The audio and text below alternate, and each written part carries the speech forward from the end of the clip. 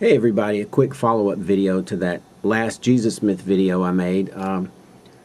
There are 3 instances of the word apostles in the Gospels of Matthew and Mark, not 2. One is Mark 3:14, one is Mark 6:30, and one is Matthew 10:2. And so I wanted to just talk briefly about this. Mark 3:14, if you go there and look at, say, the King James Version, it doesn't have that in there. If you pick a version like the NIV, let's see what version am I? I'm on the New Living Translation. Now, then he selected 12 of them to be his regular companions, calling them apostles. But if you click the footnote right after calling them apostles and go down and read it, some manuscripts do not include calling them apostles. There you have it. It's because the earlier manuscripts didn't use apostle because the author wasn't aware of that whole tradition, the Jerusalem tradition. So if you go back to the other verse in Mark 6:30, you don't get any footnotes in that one. But to me, it just smells like another correction or insertion by a scribe trying to clarify. He knew they were apostles because he was, familiar with the Gospels and the epistles, but this is why you don't see it in anything but Luke and Acts, really. And these, the last one, 3:14, is an admitted insertion.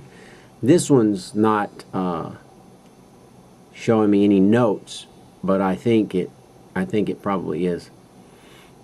And the clue is this. Go look these up yourself. But the clue is this. Each of these 2 remaining instances, Matthew 10:2 and Mark 6:30, the word apostle appears in a verse where the previous verse uses the word disciples. That's got to be a clue, because the person reading it read disciples, and by the time he copied it down, he was like, "Ooh, I'm going to make a correction," and he inserted it into the very next verse. I'll read this one and you'll see what I'm talking about. This is Mark 6:29 from what version is this? I think this is New Living Translation. Let's just go to New King James. When his disciples heard of it, they came and took away his corpse and laid it in a tomb. Then the apostles gathered to Jesus and told him all things, both what they had done and what they had taught. So there's a interesting thing where they instantly switch from disciples to apostles. So let's go look at Matthew 10:2. If I can find it. Here it is. Matthew 10:2 in the New King James. The same exact thing. Check it out. And when he had called his 12 disciples to him, he gave them power over unclean spirits to cast them out and to heal all kinds of sickness and all kinds of disease. Now, the names of the 12 apostles, why would the same original author suddenly switch gears and call them apostles instead of disciples, as he's been calling them for the previous 9 chapters, and as he does call them for the subsequent 16 chapters?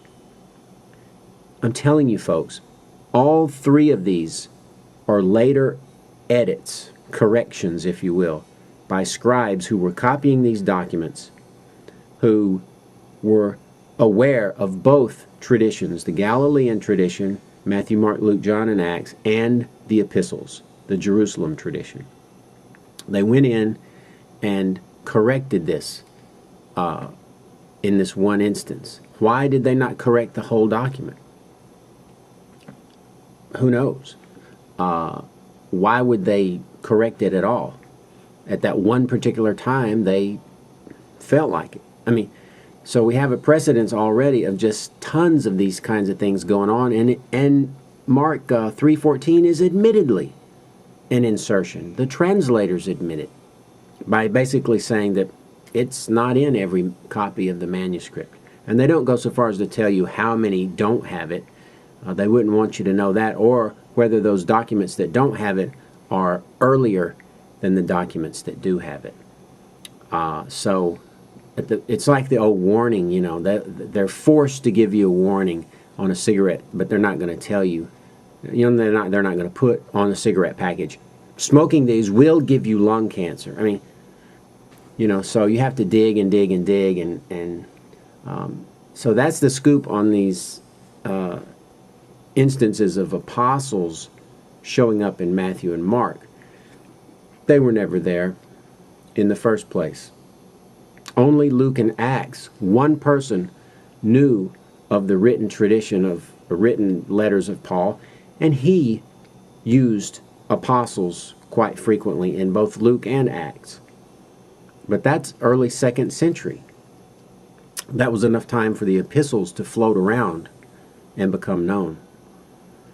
The Jesus myth theory answers more questions about early Christian origins than any other theory, by far. The idea that Jesus was historical and he just became legendary, that doesn't answer what we're finding in the epistles versus the Gospels and Acts. It doesn't answer all of the problems that we have.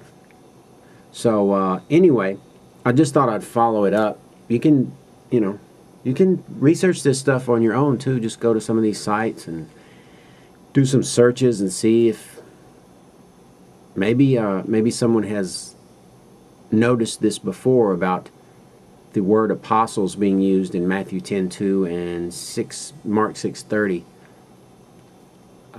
I'd write them both off as insertions by a later Orthodox copyist or scribe. So anyway, just thought I'd throw this out there. I'm going to put this as a response to my last video. So check it out. Have fun. Go to these websites and do some searching, and it's pretty interesting what you can find. Talk to you later.